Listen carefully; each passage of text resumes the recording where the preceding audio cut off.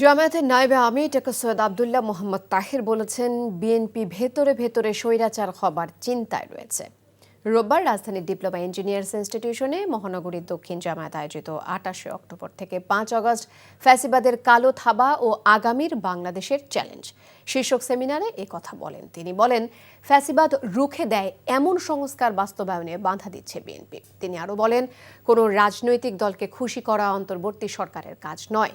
প্রধান উপদেষ্টাকে উদ্দেশ্য করে ডক্টর তাহের বলেন, কারো চাপে সংস্কার বাস্তবায়ন থেকে যেন তিনি সরে না আসেন।